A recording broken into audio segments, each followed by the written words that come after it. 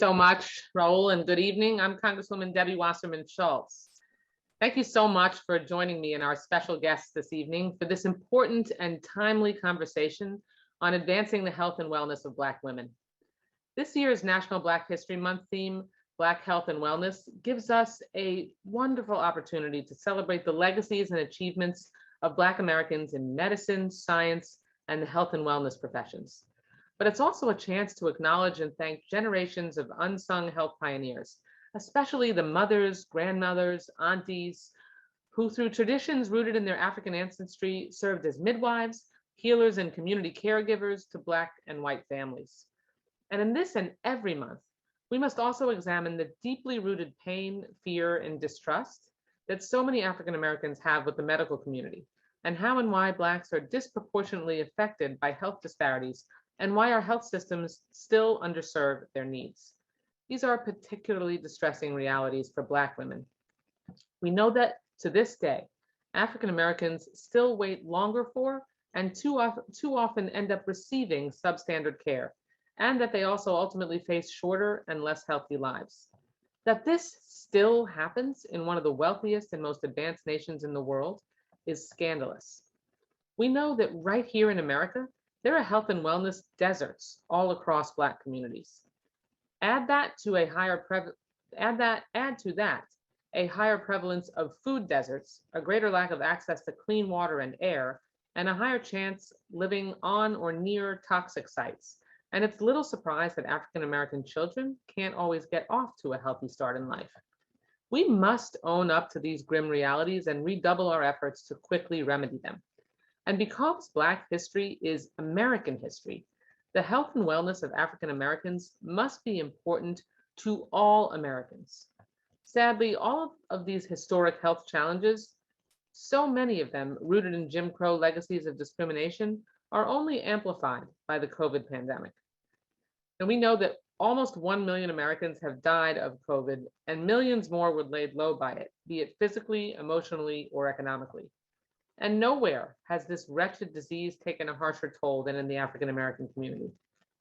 CDC data shows that Black non-Hispanics were 2.5 times more likely to be hospitalized and 1.7 times more likely to die from COVID. It also reduced their life expectancy by over 1.5 years. Studies show COVID-infected Black women are at higher risk of complications and mortality compared to non-Black counterparts. This pandemic has taken a toll on all of us, certainly. But for Black women who have been the caregivers, homemakers, homeschool teachers, food service workers, breadwinners, prayer partners, and the real emotional healers in their homes, at work, church, and in communities, tonight we say, thank you. Tonight we say, we see you. And tonight we say, we hear you. And this evening we are here to talk with you about your health, your wellness, and living your best and healthiest life. This is a tremendously high priority to me, making sure that everyone has an opportunity to live a healthy life is the barest minimum that we can all expect. I remember the most important advice that my parents gave me throughout the course of my life. And our physician here will, both physicians here will appreciate this. My parents would say to me, Debbie, if you don't have your health, you don't have anything. And my dear friend Maimah Karmo, who I'll introduce in a few minutes, has heard me repeat that advice so many times over the years we've known each other. And you know, when you are younger and you think you're invincible and you're skipping through life without a care in the world or with a lot of other cares in the world, you're not really thinking about your health. And women especially Black women, think about everybody else's health and well-being before their own. And we have to make sure that we are looking out for ourselves. And where women, especially Black women, don't look out for themselves, we have to remind them. We have to make it easier for them. Because these are very challenging times for everyone. But for women, for families with young children and moms, they continue to be unprecedented and far too often punishing times. Pre-pandemic, moms in the US were already dying at the highest rate in the developed world, with Black moms dying 3 to 4 times the rate of their white counterparts. It's hard for me to even put those stats into words. This is America. I mean, my God. According to the CDC, this is one of the widest racial disparities in women's health, and it is simply unacceptable. And I'm proud to be a part of the Black Maternal Health Caucus, which works to combat these horrific realities through the Black Maternal Health Momnibus Act, of which I am a proud co-sponsor. This legislation would be a major step towards comprehensively tackling America's Black maternal mortality crisis in America. Many groups like the Black Women's Health Imperative and others here tonight already work to improve maternal health outcomes, and the Momnibus will help make their goals a reality. Goals like investing in the root causes of maternal and infant health gaps, so we can create practices to eliminate them. The Momnibus does this by creating a task force that spans several federal agencies and departments that can work to holistically improve maternal health outcomes, whether it's through housing, transportation, or nutrition. It also invests in federal programs that address the unique risks for and effects of COVID-19 during and after pregnancy, and ensures that maternity care is considered in future public health emergencies. We know that many doctors attribute higher death rates among Black mothers to racism within the healthcare system, and that vaccine hesitancy is in part, is in part due to historic bias against Black and brown women. To tackle this head on, we must implement bias, racism, and anti-discrimination trainings for all employees in maternity care, yet another key provision of the Momnibus. Healthcare provider diversity is another vital way to better meet the specific needs of Black and brown women. We have providers here this evening that will talk more about that, but the pandemic has drained our healthcare talent pool and added even more strain on Black and brown health professionals. We know that so many young women of color join the military to serve this country and improve their lives along the way, so we must honor them and their service by ensuring they have the highest quality of care. The Momnibus includes a provision to study the unique maternal health risks facing pregnant and postpartum veterans, and it supports VA maternity care coordination programs. As chair of the appropriations subcommittee that is responsible for VA funding, it's my responsibility to ensure active military and veteran women and mothers receive the reproductive and healthcare services they need. Do you know that the fastest growing cohort of patients at the VA is actually women? I think there are very, very few people who actually know that. And there are countless ways that we can address health disparities across the spectrum, but we have to change more than policies. We must educate and change the behavior of healthcare and wellness professionals, and we must arm patients with the tools they need to advocate for themselves. So throughout my career, both in the state legislature and in Congress, fighting for women and families has always been a top priority, and I promise to keep up this fight alongside each of you. These are precarious times. We cannot let up. We are our sister's keeper. And that is why I'm hosting tonight's distinguished panel of dynamic women Black health and wellness professionals. With that said, it is my pleasure to introduce you to our panelists. Joining us for this informative and necessary conversation are Dr. Rachel Villanueva, President of the National Medical Association, my very dear friend, Maimah Karmo, founder and CEO of the Tiger Lily Foundation, and Dr. Sheridan Major-Moore, who is a remarkable professional right here in our community in South Florida. Dr. Rachel Villanueva serves as president of the National Medical Association, the collective voice of African-American physicians and the leading force for parity and justice in medicine and the elimination of disparities in health. Dr. Villanueva is a clinical assistant professor of obstetrics and gynecology at the NYU Grossman School of Medicine in New York City and earned her MD from the Yale School of Medicine. She is a women's health expert committed to reproductive justice, health equity, workforce diversity, and disease prevention. Dr. Villanueva recently joined the medical advisory group of the Black Health Trust, a group of physicians and healthcare professionals committed to educating and serving communities of color. She is a proud native New Yorker, so am I, of Haitian descent. Just like most of my constituents, by the way, or many of them. Okay, Maimah Karmo, as I said, my dear friend, who is a best-selling author, speaker, transformational coach, and cancer survivor. Having escaped from her native country of Liberia alone at 15 years old, Maimah is the definition of a warrior. She has survived 3 wars, being held at gunpoint, and being struck by lightning. At 32 years of age, she was diagnosed with an aggressive form of breast cancer and founded the Tiger Lily Foundation while undergoing chemotherapy treatment. Tiger Lily provides education, awareness, advocacy, and hands-on support to younger women ages 15 to 45 before, during, and after breast cancer. Dr. Sheridan Major-Moore is the clinical director and infection control officer of Broward Community and Family Health Centers, which is a remarkable health institution here in South Florida. She provides leadership related to clinical operations for primary care services, collaborates with the integrated healthcare team in planning, monitoring, and evaluation of primary care services. She is responsible for assisting on quality outcomes and improvement activities related to primary care services and provides direct supervision of the physicians. So to begin our discussion, please welcome Dr. Rachel Villanueva. Thank you so much, and good evening, everyone. On behalf of the National Medical Association, we are so grateful to Representative Wasserman Schultz for this opportunity to be part of this discussion, and it's a true privilege to be among this great group of women. I'm fangirling on everybody that's on my screen right now.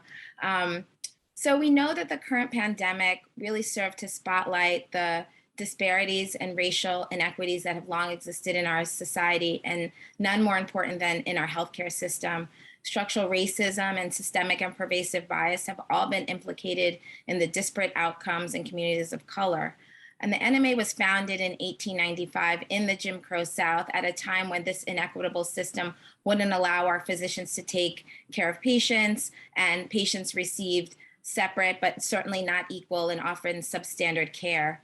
And so the segregated healthcare system perpetuated poor outcomes for our patients. It closed Black hospitals and medical schools, which significantly decreased the number of Black physicians that are even trained in the United States, and we still feel those effects today. As Representative Wasserman Schultz said before, the U.S. is the worst among the United States, among industrialized nations as far as maternal mortality goes. For women in the United States, it's a true problem, but for Black women, it's a crisis. And most of these deaths are preventable, which is really the worst part of knowing of this problem. As said before, Black mothers suffer pregnancy-related deaths 3 to 4 times that of white women. College-educated Black women died 5 times the rate of their white counterparts, and there's nearly a 2-time increase in southern and southeastern states in the United States. Even in the states where the rates of maternal deaths are low, there's significant health disparities exist. So no Black woman is immune. And similar statistics exist for the disproportionate burden of many health conditions on Black women, from hypertension to cardiovascular disease to fibroids to breast cancer. In many cases, and in most cases, we present with more severe disease and at an earlier age. And we unfortunately know that the current assault on the abortion rights will only further exacerbate these inequities and poor outcomes for our communities. Lack of access to legal and safe abortions will only worsen the already staggering maternal mortality crisis. These structural and systemic inequities in our healthcare system not only affect the outcomes, affect experiences for women and Black women in particular, the ability and desire to seek care, but it also affects the professionals who train and provide care within the system. The underrepresentation of Black females in medicine is alarming. Only about 2% of physicians are Black women, and the increase in racial and ethnic minorities in medical school has only been about 2% over the last 40 years. Black women face unique challenges in our medical system. Research shows that medical students show race as a negative, impacts their experience in medical school negatively. And for women of color, this is compounded. We experience gendered and racial stereotypes. We experience microaggressions and increased feelings of isolation and doubt. And we must reconcile working in a healthcare system that has historically devalued people that look just like us. Significant efforts need to be made not only in increasing our workforce, but in supporting the unique challenges of Black women within that workforce. And we know that workforce diversity is so crucial to achieving health equity in our country. The NMA remains committed to the elimination of disparities now as it was when it was created in 126 years ago. We're firmly rooted in our history of ensuring health and wellness in our community and ensuring health equity. We look forward to continuing partnerships and opportunities to come together and discuss, as we're doing tonight, in order to reduce racial disparities and barriers to access, educate and empower women, support workforce diversity, expand research and clinical trials, and champion health equity to improve health outcomes for Black women. We must continue to advocate for the amazing provisions that are in the Momnibus that Representative Wasserman Schultz just outlined that invest in women and in our communities. Forums such as these are so invaluable for making substantive changes. Together through policy and practice, we will find a path forward to addressing these multifaceted issues and achieving equitable and optimal health for Black women in the United States. We can no longer let our sisters, friends, and loved ones remain tragic statistics. Thank you very much. Thank you so much, Dr. Villanueva. Appreciate your very thorough and cogent remarks. Next, we'll hear from Maimah Karmel. Yes, Debbie, I want to thank you for being an amazing sister and ally to me over the past 13 years. I'm so glad to be alive today. Thank you so much. To be alive today, in a week, I'll be 16 years cancer-free. It's a thank you that many don't get to have because like me, they were young women who were told they were too young to have breast cancer to come back when they were 45 or 50 and died of breast cancer at an early age. My tumor was found at 31 years old and was told by a doctor to come back in my 40s to wait for a biopsy, for screening, and to just wait until I was older. If I had, I would be dead today. And so this story is heard way too often amongst young women and Black women. We have more aggressive breast cancers, and because we're delayed and denied and dismissed, we die at a higher rate. And so when I learned I had breast cancer, I had two choices. I could sit there and think about why me, or think about all the women who were getting diagnosed who may die if I didn't make a difference, get out there and speak my truth. And so laying in bed, I began Tiger Lily. I call it the power of one. When I met Debbie, I was still working a full-time job with my daughter. She was 3 years old then. And I would go to work in the mornings and do meetings at nighttime. And I had this dream of a world where we would have equity for all, for Black women, where we wouldn't get dismissed, denied. We have equitable screening and health equity and no barriers to access and treatment and care. And I went to a meeting and I met Debbie there and I told her the dream I had. And I remember she said, we need to talk about this. She's a woman of her word and of action. And together we wrote the Early Act, which is now in its 11th year. And to me, it speaks to the power of one. As Black women, we can't stand for a status quo any longer. We have to advocate for truth. And when I began my mission, my work, not as an organization, but as one person, we now are an organization, people told me it wasn't possible. How can one person make a change? And so Tiger Lily works to educate women who are in communities that have the highest death rate for Black women and breast cancer, to know their power of one, to self-advocate, to be empowered, and to work to end barriers of age, stage, and color. The story we hear about women dying of color more often is one that we have to change. The legacy we've created has to change in our lifetime. And so I'm looking forward to talking about this more, but really living a life that matters and being here today to share with all of you. Thanks for having me. Thank you so much, Maimah. Maimah and I always talk about in Jewish, in Yiddish, the expression is b'sheret, that it meant to be, and it was destiny that Maimah and I were brought together at the time that we were both having been young women breast cancer survivors. And she talks about the power of one, but the power of two is even better.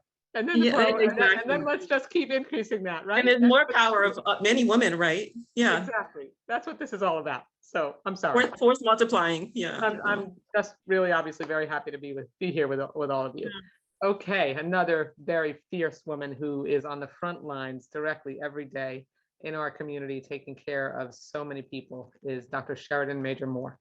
It is your turn. The floor is yours. Thank you so much for having me, Congresswoman. And thank you to all of you for inviting BCOM. Thank you so much. So February is American Heart Month. a time for us all to take some time and reflect on our cardiovascular health. So I think it's important to mention that heart disease is the leading cause of death for women in the United States. More than 40% of non-Hispanic Blacks have high blood pressure, which is more severe in Blacks than whites and developed earlier in life.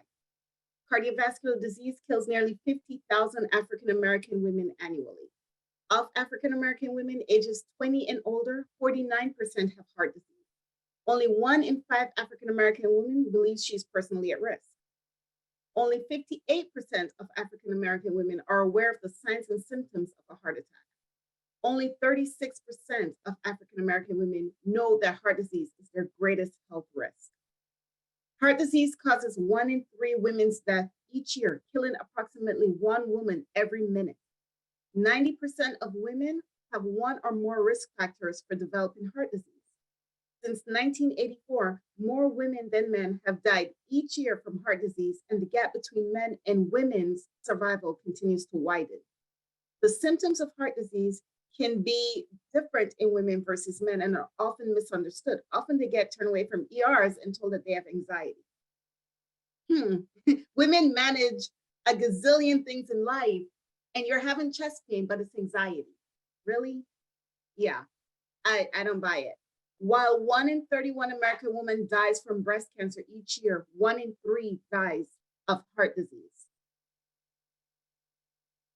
There are many causes of heart disease. And in fact, in women, not only are the signs not classical, but there are conditions that are not commonly discussed, like Takotsubo heart disease, or Minoka, or Inoka, which is ischemia with non-obstructing coronary artery disease.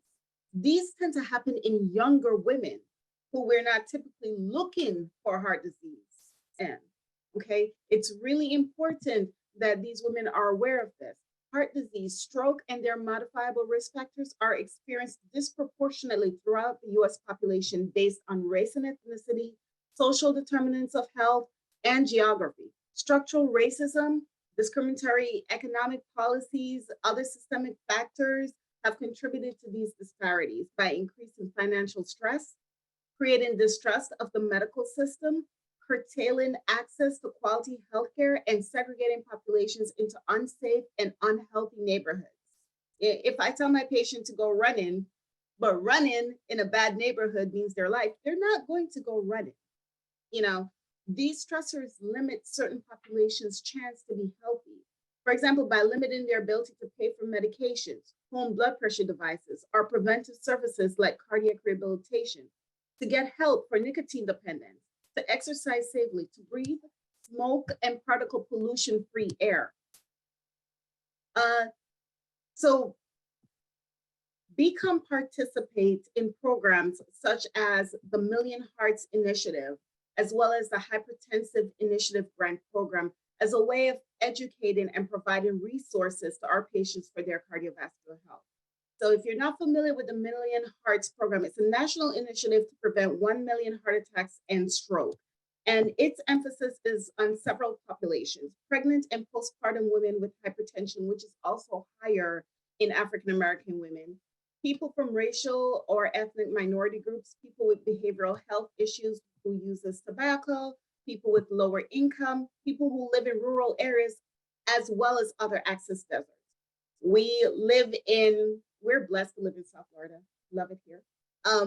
But even in our beautiful South Florida, where we may not necessarily be rural, we have health deserts. There are whole parts of our community that has less access to prenatal care, have less access to general primary care as other areas. So when we talk about access deserts, it really and truly is not just rural areas. Inner cities face some of those very same challenges. The Hypertensive Initiative Grant, that provides self-monitoring blood pressure devices to help with blood pressure management. And we've already started with that grant and distributing self-monitoring blood pressure devices to our uninsured patients who are part of this program. It's really important that patients know the ABCs of heart health. And it's really important that we're educating people about those very disparities that we're aware of, why they're more at risk. And it's important that we're listening, right? If you have someone who's taking 2 buses to come to the clinic, who walks to work and they're walking for miles, and you put them on a thiazide and they're peeing constantly, that might be the reason why they're not taking their medication. So if you stop for a moment and listen, you might figure that out and might be able to change someone's life, not just their medication. I have patients who are as young as 20 who are obese and have high blood pressure and have hypertensive urgency already. And that is scary for what the rest of your life looks like. You know, it's interesting the story that Dr. Villanueva brought up about screening, Maimah brought up about screening women, younger women who have breast cancer.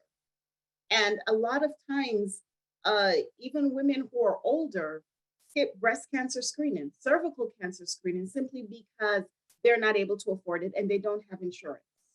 And this is where a community health center is a lifesaver, really, because there are programs like the BCC EDP program where they're able to get a free mammogram and free cervical cancer screening. And thank goodness, you know, for that. So we just have to make sure that we're aware of the resources that we have, that we educate our patients, that we increase and diversify our workforce. I think that it's not always necessary, but there are times when having someone who looks like you or is even from your country. I'm of Jamaican descent. It just being Caribbean a lot of times helped me to get my patients to open up. And so that's why it's so important that we have a diverse workforce, that we're able to meet our patients where they are, understand where they're coming from, and help them make the changes that they need to be healthier. Thank you so much.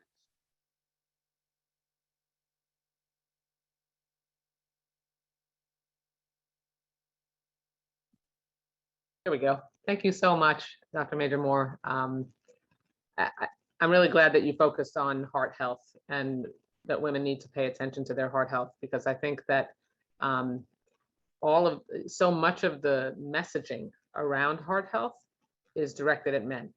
And in fact, as a member of the Appropriations Committee, I can tell you that the research dollars that go towards studying heart disease for so many years, and even still to some degree, disproportionately studied male patients and didn't study women patients. And so having more women in public office is important too, because the way we were able to change that is because women members of Congress came together and said, excuse me, we know that there are all these differences in the warning signs for heart disease, in how women experience heart disease, and we need to make sure that those studies are done on women patients too. So making sure that you have people that look like you and that live a life like you do and that look through a lens like you do is so important in so many ways. So thank you for raising that. And that's actually my first question to all of you. It's really a multifaceted question, because we know, as you have all outlined, that healthcare is not one-dimensional. When we think about healthcare, I mean, of course, the basics is that you have the ability to go to the doctor, that, you know, when you're sick or you're not feeling well, that you can go get that taken care of. But as Maimah and I have talked about many times, after experiencing breast cancer, I'm 2 years behind Maimah as a 14-year breast cancer survivor. You know, we know that you have to think about healthcare in terms of everything from nutrition to work-life balance to transportation, because all of those things play an impact on our health as a whole, and so many other things. Like I said, whether you have access to nutritious food, whether you even know that you should ingest nutritious food. And that can affect your health. So can you all address how issues like trust, cost, general access, like, you know, whether you can even make it to a doctor, whether you can even run, like you just referenced, Dr. Major-Moore, in a neighborhood that, I mean, your doctor might have prescribed that you should run for exercise, but If you're worried about getting hurt, and that I don't mean tripping over something on the sidewalk, but actually getting hurt in the neighborhood you're running through, then that's hazardous to your health to begin with. And it doesn't help to run and make things more hazardous to your health than you're already facing. So how do those things play a role in exacerbating discrepancies and negative outcomes? Well, Debbie, thank you. You spoke to a few things that really touched me. You all did. One thing was the stress level we all face. We're, as moms, we're, personal assistants, we're chefs, we do the laundry, we're, wives, mothers, you may have 2 or 3 kids, juggling work and all that. Black women face a very high, what they call allostatic load, which makes us have higher stress levels. So talking about heart disease and stress, those are really important factors. Many women can't afford to leave their jobs to go get healthcare. Now, who's going to watch your kids? If you don't trust your doctor because you were dismissed or denied, or someone died and you didn't know what they died of, like those things all matter. So really, it's important to understand the patient's perspective. Dr. Moore mentioned something really important, which is listening to people. So listening to people to hear what they have to say, taking what you've heard to learn, to listen, to learn, and take that to leverage to make transformational change in their communities. So our work at Tiger Lily has spent a lot of time listening to patients. They call us, we talk with them. We have summits every other month where people just get to talk about what they feel in a safe space. They get to share their opinions. They get to share the barriers they're facing. They get to share what they're afraid of. Black women have gone through so much in healthcare and clinical trials. There's a whole other ballgame. And so the important things for me are to listen, to learn, to leverage, and to build trust with these patients. I never would have wanted to have breast cancer because, as you know, so much comes with that, the trauma of that. But it taught me how to be in people's shoes and be where they are. And what we could do is be in their shoes, listen and learn, and use what we've learned to really make transformational change. And so one thing we do is train Black women in communities that have the highest breast cancer death rate to become angel advocates, to have that power of one for themselves. And we train them on how to learn, have the tools, and be empowered to fly and soar and really work to create equity for all in this lifetime.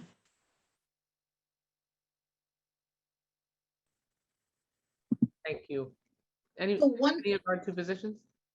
So one way that I help my patients who, the easiest thing in the world is to start someone on a medication. It's super easy, right? You write a script. Dr. Villanueva is smiling. It's really easy. Now, there's a couple of questions that happen after that. You write that prescription. 1, are you going to be able to get it? Are you going to be able to afford it? Right? 2, how does it impact your life? What are the side effects? The instructions that I'm giving you, are you going to be able to follow them? One of the tools in my toolbox is, again, listening. If someone says to me, you prescribe this medication, but truly my insurance only covered this part and I covered the rest, well, you know what? Then my next step, I keep a good RX app on my phone and I teach my patients how to use it because there's always another way, okay? We have a samples closet. Thank God for our farm reps who bring us samples. That helps. But also listen to the lifestyle modifications. If you have to take 2 buses to come see me, you might not make it to your appointments on time. Okay? If you have to walk to work, you might not take the particular medication I gave you because it's a diuretic. If I tell you to eat low salt foods, but all you can afford is ramen noodles, your blood pressure is probably not going to go down. And so it helps to be able to connect people with appropriate resources. One of those resources that we have at Become is the EPIC program, which helps to provide healthy foods, fruits, and vegetables. And at our Pompano clinic, there's actually a food bank next door to us. And the guy literally walked over and said, listen, we get fresh fruits and vegetables like this particular day. Like, that's great. Do you have a pamphlet? We'll let our patients know. But it helps to have community resources and to communicate with each other. So find out who in the community is willing to do a sliding scale. A colleague of mine, finished medicine, is willing to do a sliding scale for rheumatology. Awesome. Can I have your number? My patients can use your help. But it helps to be able to build bridges and talk to each other, and then to relay that information to help our patients. I can't underscore how important that really is. Thank you. Dr. Villanueva, and I have a question for you next as well. So, Okay, I'll just piggyback. I just wanted to say, this is one of the reasons why workforce diversity is so important, because I think when you look at the community and the doctors don't reflect that community, they really don't understand some of the lived experiences of those individuals and don't really think about, because they may not even have, that may not even cross their mind that they can't afford the medication, or it takes them 2 buses to get to the doctor's office. So it is really important. Those social determinants of health are so important for us as medical professionals to take into account with our patients. And so that's, an understanding where patients are coming from, their lived experiences, that really helps to reduce disparities, because you'll take into account whether or not they can afford the medication, or whether they'll come back to see you every 3 months, or whether they can see you during your office hours at particular times. Once you start to take those factors into account and really take into account where people are coming from, then you will improve their health outcomes. thank you. Dr. Villanueva, one of the most basic elements needed to secure proper healthcare services, the reality is in the United States, is insurance, but especially affordable coverage that has robust services, not bare bones insurance that really doesn't get you the care you need. Without insurance coverage, women really don't have access to timely diagnosis, to monitoring, or even to treatment. Can you talk about, I often have said through all the years we've argued over, healthcare access and making sure that we can expand it, that you can die from not having health insurance. I mean, that is actually something that kills people. Yes. Not the illness, but the fact that you couldn't get to the doctor because you had no way to pay for it, because you didn't have coverage. So how do barriers to insurance access, and specifically Medicaid access, impact the healthcare of Black women over the long term? I think that's very, very, very well documented. I think we can see that in states that have not participated in Medicaid expansion, that the widening of health disparities exists, because those extra resources are not available to constituents in those particular states. We also know that just expanding the ability to have access for a longer period of time, for example, for that postpartum period for maternal health, and how important that is in saving the lives of mothers and babies. 6 weeks postpartum as coverage is not nearly enough when you know that many of the causes of maternal mortality can occur 6 months later. Many of the issues with depression or abuse in the home, all of those things happen much, much later than that 6-week period. So we know the ability to have access to care and the expansion of that care improves outcomes for Black women. I mean, for everybody in general, but obviously for us in particular. Right. No, disproportionately so, and that's the whole point of why we're here this evening. By the way, there's 13 states that have not expanded Medicaid, and in Florida, that means that we have almost 1 million people in this state who could have health insurance coverage if the legislature and the governor had expanded Medicaid to make insurance coverage more affordable, and don't. And as a result, we are all paying. If you have coverage, and when you go to a hospital and you see increased healthcare costs or outrageous costs for basic items like tongue depressors, that cost shifting is put on all of us. So even if you have no compassion for individuals who need care, you should think about your own bottom line and how much more expensive the healthcare is as a result of needing to cover people who can't afford to pay. It's immoral. But you mentioned, Dr. Villanueva mentioned mental health care, and that is just so critical.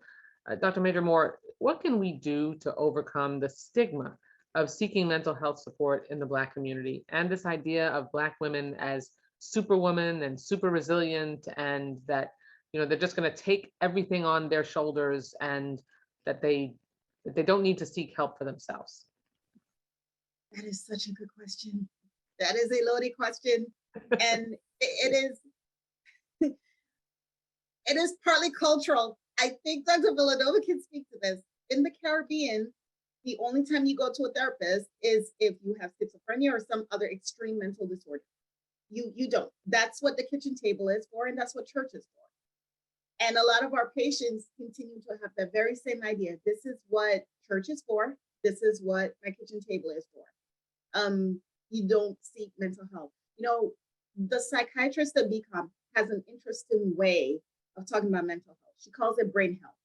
And I've never heard a more appropriate term, because it's mind, body, spirit, right? This is how we define health. It's all of you. Your mind is a part of you. And so when I discuss mental health with my patients, I don't call it mental health because I know they don't like that. They hate that word. So I don't call it that. That's how I start. And then I talk about the fact that we carry a lot of stress, and everyone else comes first. The husband, the children, the dog, the cat, the bird. Yes, the bird. I've heard it. Everyone else comes first, and then you. And so it's so important that we explain that, you know what, your stress level is actually dangerous to your health. And if you're having anxiety, if you are not able to sleep, if you're having racing thoughts, there's a reason for that. And we should talk about that, just like how we talk about your blood pressure and everything else, because those very things are impacting your blood pressure and all those other things. Your body's producing cortisol when you're stressed. So just as I talk about everything else, I also talk about that. How are you feeling? You had a breakup. Let's talk about it. Is there anything I can do to help? You know, I went to a very small undergrad. Everybody's business was everybody's business. It was just, so that whole campus was mental health purpose. And so I think I've carried that into practice. If something happened, I want to know, let's talk about it. Maybe I can help. I mean, and if I can't, that's what the behavioral health department is for. They're on board as well. Dr. Moore is so awesome. Yeah. You Really. both are. I'm like fangirling myself. I just think this is so amazing. Yes, I do Before too. before this call, I talked to my cousin. You know, I came here as a refugee at 15 years old. And my cousin wrote an article recently talking about the trauma she faced coming on vacation at 6 years old and never going back to her country. I came at 15, never went back, have not been back since then. But the trauma you face as an immigrant when you're seen as an outsider, even though you're a citizen, right? So I came here at 15, I worked, I invested. Even when I was working on the Early Act, I was still only a permanent resident. Like I was given to the country that was still denying me certain rights as a citizen that I worked for, right? As a person that invested my time. And so that's one thing, right? How we treat people of color, but also like historically how we're treated, right? As first generation immigrants or just being Black. Then there's the trauma of being Black, right? When thinking about, you know, raising your kids to know that even at 13, don't go outside wearing a Black hoodie. If the cops stop you, put your hands on it. There's a whole routine around that. So the trauma we face even around police and those issues translate to somebody, whether they're wearing a blue uniform or a white one, that mistrust is there, and the stress is there for that, dealing with providers as well. You mentioned that we carry so much. We'll take care of the fish first and the squirrel first and the ferrets, whatever the heck, you know, before we take care of ourselves. And we oftentimes have to choose. When I was diagnosed, I was single parenting. My daughter was 3 years old. I had just gotten that big job I wanted. And my treatment center was an hour from my house. The radiologist was the other direction. So the treatment center is here, radiologist is there, and I'm spending hours away from work, losing wages, losing time off, you know, and over time, I lost my PTO, so wasn't getting paid when I was going to treatment. And nobody would give me their paid time off. And that's fine, but I still had to make a choice. The treatment I hadn't been, when it was in a trial phase, hadn't been given to many Black women. So my side effects were worse. So I almost stopped my treatment. Not to mention some medications that I was giving for nausea didn't work for me. So the insurance company, I said, well, this medication might work. And they said, well, it's out of your prescription plan. It's going to cost you close to $1,000. So the barriers we're facing are not just in communities that are facing disparities. I'm living in one of the highest per capita income counties in the country and facing disparities of travel, work issues, daycare, you know, all of those things. And so I think about, you know, that's why for me, this was so important to not just educate myself and make a difference within policy, but how to get other Black women to understand the risks they're facing every day, and how to ask for help, how to then be educated about what to do and make a difference in the community, how to put yourself first. As you, I'm a mom. I do the same thing. Even though I speak what I speak, but when it comes to our kids, we say, okay, my kid needs this and that and the other. So how do we put Black women first in healthcare, in life, and how do we ensure that we are messaged the right way? When I look at social media like Instagram and Facebook, you see Black women portrayed in a way that's not targeted in terms of healthcare and health media and health literacy. But we are intelligent. We have high consumer dollars. How do we turn around the perception of Black women to be able to serve them with information on the importance of knowing their health and making a difference for themselves and in their communities? But beyond that, in terms of policy, how do we create change that can be, broad sweeping and long lasting, like the Early Act, to make a difference long term? Those are such critical questions. And Dr. Villanueva, I know you think about those. So maybe in the next question that I ask you, you could weave in, I know it wasn't, you were throwing that out there, Maimah, but those are really critically important questions. Most women put everything else first, as I said, and I mean, asking for help, that degrades your superwoman status. I mean, that means that you really can't do it all, that you are less than.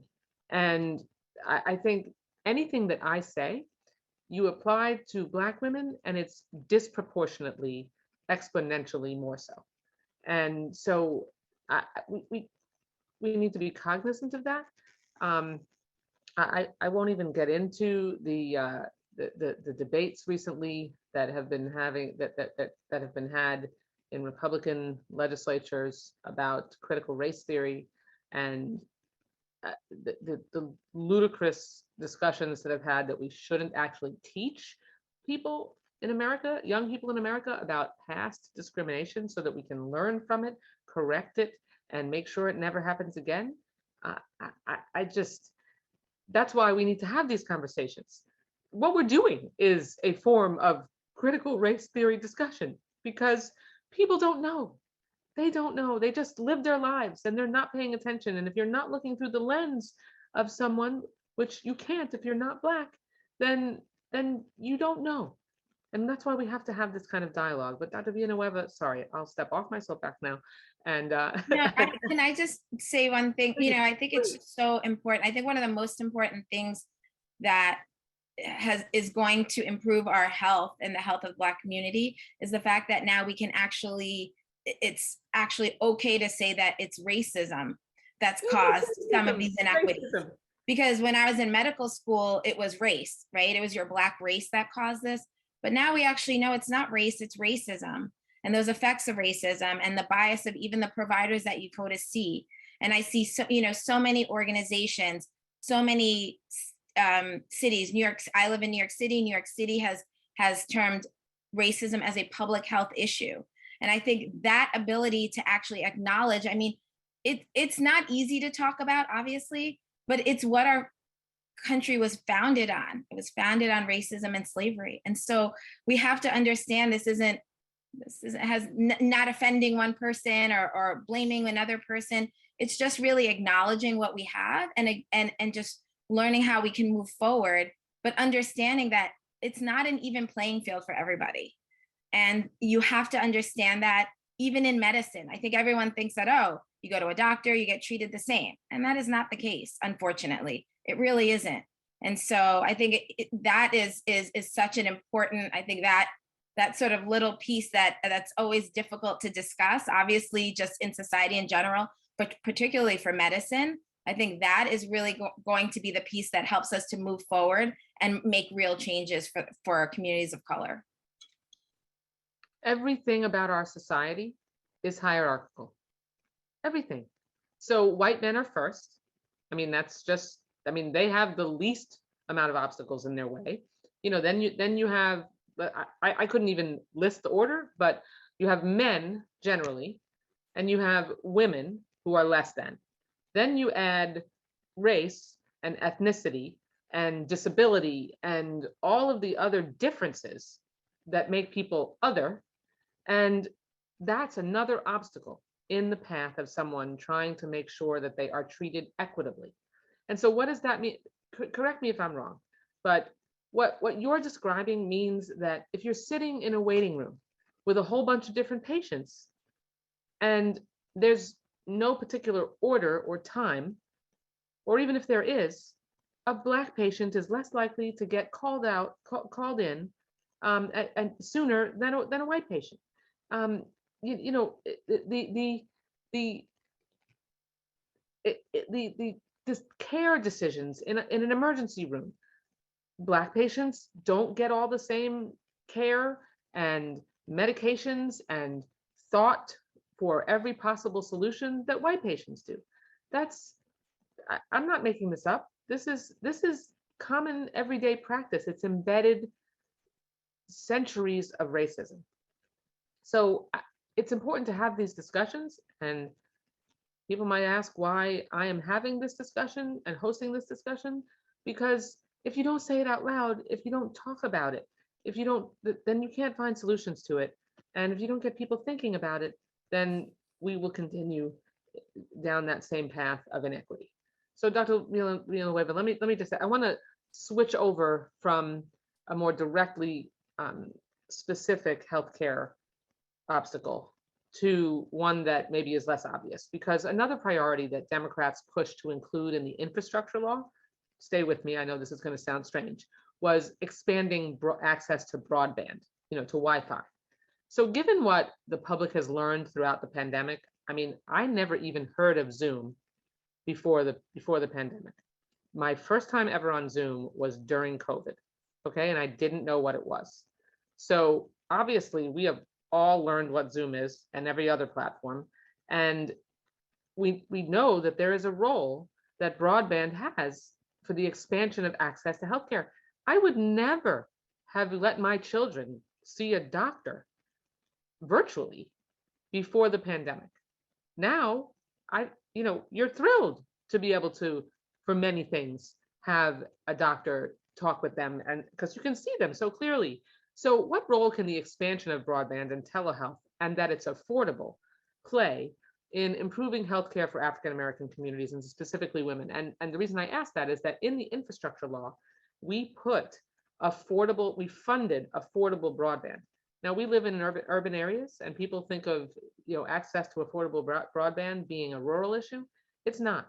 During the pandemic, I am sure, Dr. Sheridan Major-Moore, I am sure that you know plenty of families whose kids had to sit outside McDonald's or the closed public library to use their Wi-Fi, right? Absolutely. Because I was in California at the start of it, and that was a problem. I had patients who were going to McDonald's with their kids to get internet for school. I had a patient who's a housekeeper who said she doesn't understand this because now her kids wouldn't be able to get meals because they were dependent on school lunches and they didn't have internet to do the work. So, COVID's been a nightmare. And for some patients, you bring up telehealth. Telehealth is amazing. And I hope it's here to stay forever because for some of my patients, it's a lifesaver, and it makes it possible for them to not have to take a day off and come to the doctor. They schedule appointments on their lunch hour. Yeah. So, and that opens up the appointments for the patients who don't have internet access and who don't have that level of medical health literacy or technological literacy to handle telehealth to come into the clinic. So it's amazing. We should keep that forever. Dr. Villanueva, can you give us a more national perspective? Yeah, I think when we naturally assumed that telehealth would be, a savior during the pandemic. And we really, again, are not taking into account people's lived experiences, and people don't all have access to broadband. So they don't have access to the ability to even do these televisits that people were doing at the height of the pandemic.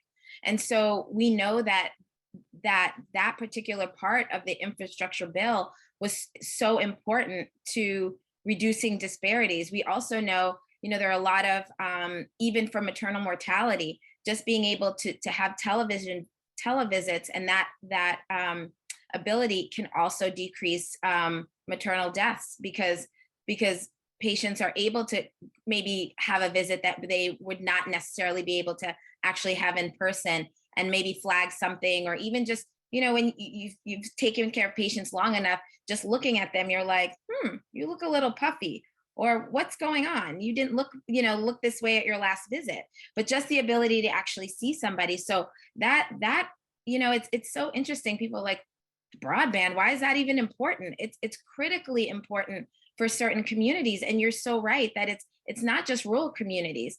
It's urban. It's very much urban communities as well. And even just the ability that technologically, do they have a smartphone? Not everybody has a smartphone. I think we take that for granted as well. So, all these things are just so important. That bill is so comprehensive.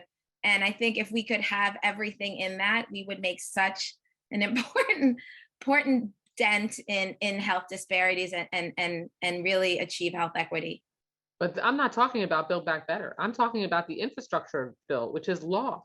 Right on my Facebook page right now. If you go to my Facebook page right now, you will see a post that I put up yesterday that says the Bipartisan Infrastructure Law helps over 10 million households who can now enroll in the Affordable Connectivity Program, the nation's largest ever program to help families afford high-speed internet. It's up to $30 a month off your internet bill, up to $75 a month off of your households on tribal lands and in rural areas. But right here in our community, you can get a lower bill for your internet access, and you can be healthier as a result. And that's just so critical. And also be able to have your kids do their homework. That helps. that helps too. That's awesome. Maimah, I want to ask you, because you and I mean, of course, we all care about access to healthcare when it comes to breast cancer, but we know that during the pandemic there has been such a problem with missing screenings, and many Black women have missed regular screenings. They've missed appointments and treatments throughout the course of the pandemic. And Black women are disproportionately our frontline workers, or have been forced to stay home because of school and child care closures. So if we look specifically at breast cancer screenings, which I know has been a massive problem, can you discuss how Black women's access to preventative care has been impacted by the pandemic? Actually, all of you I know can do that. Yeah, I mean, it was a really difficult time initially because people were missing their screenings. People who were living with cancer were missing their appointments. I had patients call me who were metastatic, who weren't getting callbacks, but at the same time having their white counterparts who were in treatment get callbacks. So people are missing screenings across the board, but Black women were not even getting, they were still getting disproportionate access to providers and screenings. And so we've been working with our partners to be able to bring screenings to patients' communities, right? We've been working with patients and communities to have listening summits. We've been doing things that are culturally appropriate. So we had a pull up and park movie screening three times last year. We had a movie screening on Black women and breast cancer. Everybody got to come to see the Mamma Van and sign up for screenings.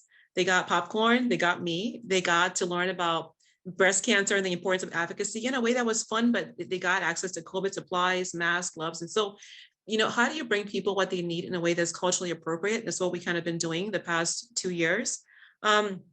But also we've been partnering and talking to people like CVS and Walgreens and talking to our partners in screening and saying, how do you bring, every community has CVS. I don't care how bad or how disparate or far there's a CVS, a Walmart or Walgreens. How do you put, screening devices near or around there for a week, for a month to give people the access they need? And so we've been working with advocates to do campaigns around the importance of masking up for mammograms. I got my screening during COVID. And to be honest, even me as a patient who's educated, I was terrified to go in there. So imagine knowing what I know and thinking, do I wear a mask and go in there and get COVID and die? Or do I delay my screening? So it really is more important to create media campaigns, but give patients tangible tools. Here's some masks, gloves, sanitizers. And by the way, I'll meet you in DC in Ward 4 or 5 for a movie screening to give you all this in-person support and to give people that sense of a sacred space. It's hard. I mean, we're laughing and it's fun, but it's hard to go through cancer and have to make these choices, right? And so we have partners, I won't call their names, who do screening that we all work with. to bring people the screening to, where they need it, when they need it, at the right times. And then also telling women of color, of all colors, but those who are Black and brown the most, that you have a 40% higher death rate than the average woman. You cannot afford to miss your screening. It's just, either you try to figure out how we can help you and get access, or you could die during or after COVID. And it was so sad. We lost so many patients during COVID, at least 1 or 2 every other week, because of delayed diagnosis, because of delayed screening, because of delayed provider calling them back, And so, we launched our inclusion pledge in 2009, and it really was a call to action to ensure that anyone who's touching a Black or brown woman's lifestyle or lifespan has to commit specific, tangible, like SMART goal actions to end barriers.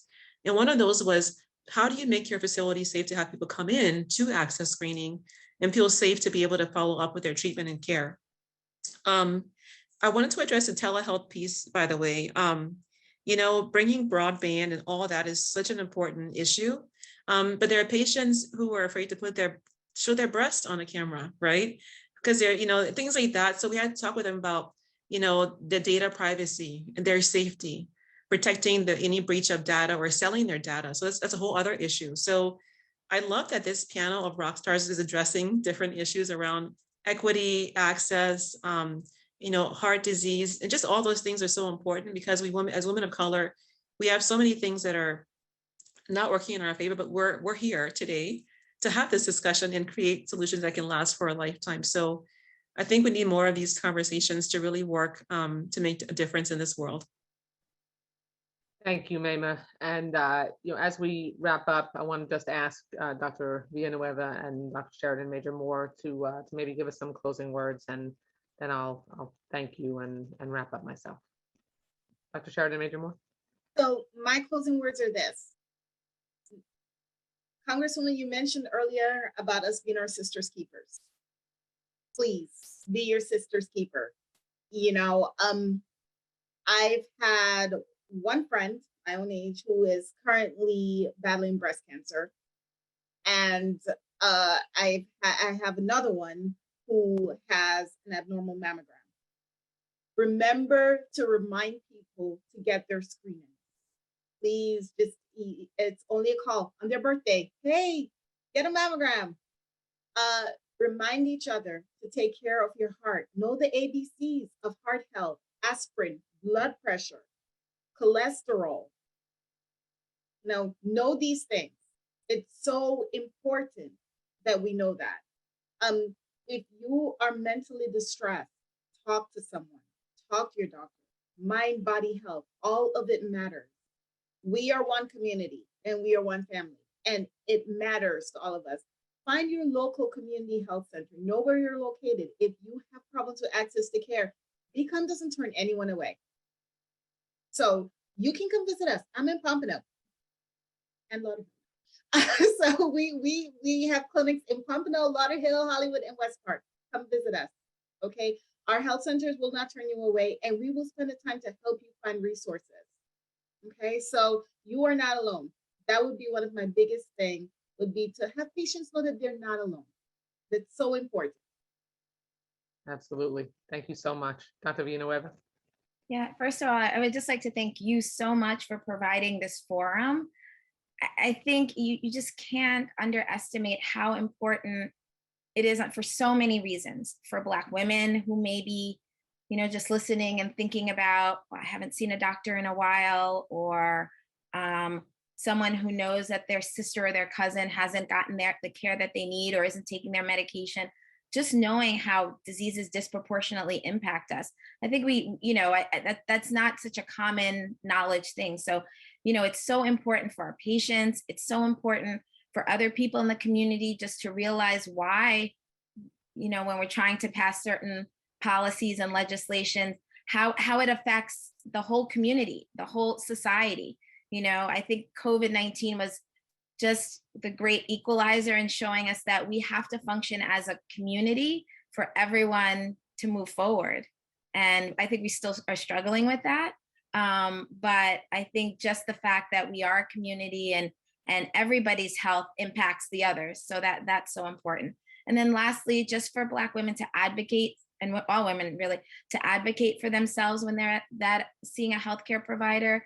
If you have a bad experience, don't let that turn you off. Your health is so important. There's so many people that do care about you. Dr. Major-Moore and myself, we're here taking care of you. We will, trust us. We are here to help you. But really look for healthcare providers that you can trust. I think that relationship is so important. And to know that there are healthcare providers that can look like you. And even if they don't look like you, there are healthcare providers that are there that will help you. So that's really important, is to just make sure you take good care of yourself, and don't forget to love. We were talking about, I was talking on Valentine's Day, and I said, you have to, take care and love the person first, that you love the first and most in your life is yourself, honestly. And so take good care of yourself and take good care of your health. Thank you. Thank you so much. Maimah? Anything else to add? Yeah, no, I'm just so grateful, Debbie, to you for your allyship. I think that's something that's so important. It's been more important during COVID. So I tell our Black women who are watching to listen to yourself, and to her point, to learn to love yourself. Put yourself first. Your body speaks to you in many ways. It speaks through stress. It speaks through fatigue. It speaks through mental health and anxiety. Listen to your body. When I found my tumor, I was told I did not have cancer. Mammogram came back false negative. My body said no. And because of that, me following through with that, I am here today. Listen to your body and love it. I would say be educated about the facts about breast cancer early and often. Finding a tumor at 31 and being told to come at 45, come back at 45. If I had done that, I wouldn't be here today. And I've lost friends who did just that, and who are now metastatic. So listen and be educated. Be your own best advocate. One of our core programs is giving women the tools to be their best advocate, and to go out there and speak about what they need to speak about, to be their sister's keeper, to both of your points. So all your points. And to learn to act. Don't be afraid to speak up and say, no, I don't think that's right. No, I don't understand. No, I want more. What about that test? Ask the freaking question. Also, I want to speak about the power of one. Right now, Tiger Lily is now the power of many. We have women across the country we've trained, but don't be afraid to be the one that says, no, not today, not here, not in my community, not in my city or state, not in my country. I said no at a time people were saying that patients couldn't talk to doctors and ask them questions. And I met Debbie and I was like, this is wrong, that's wrong, that's wrong. And she's like, okay, let's fix it. And so, and now we're here today. We're now 16 years old. We're now a global organization. But it began with one person saying something. You're all women of power with one. You're one person who chose to act and push forward. And so the power of one to force multiply is incredible.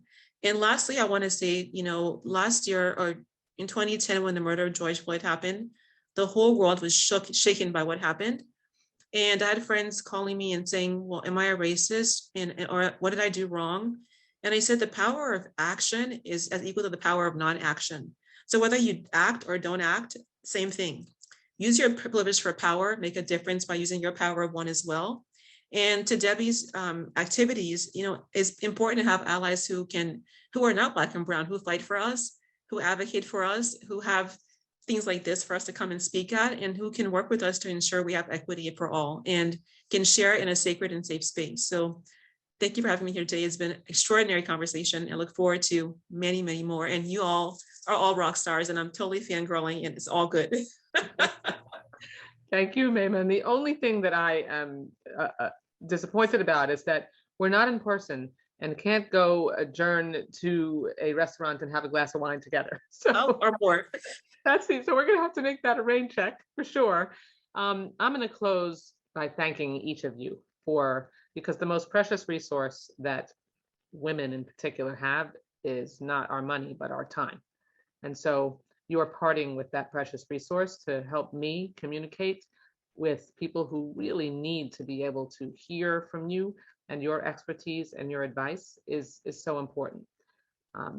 The couple of things that I'm going to either add or reiterate are, one, that remember that you are no good to anyone if you are not here. And we as women, and I would say especially Black women, but we as women, I would say that about Jewish women too, the role we value the most is caregiver.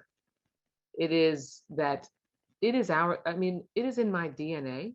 And I was raised nearly every moment of my life to be thinking that it was important for me to think about caring for someone else.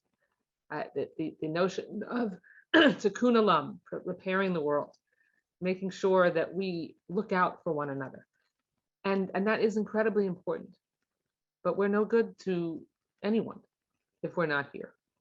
And the advice, again, that my parents gave me all the years of my life that I have memory, that if you don't have your health, you don't have anything. You're no good to anyone if you are not healthy, if you are not able to get through your day and be able to make sure that you have the strength to care for everyone.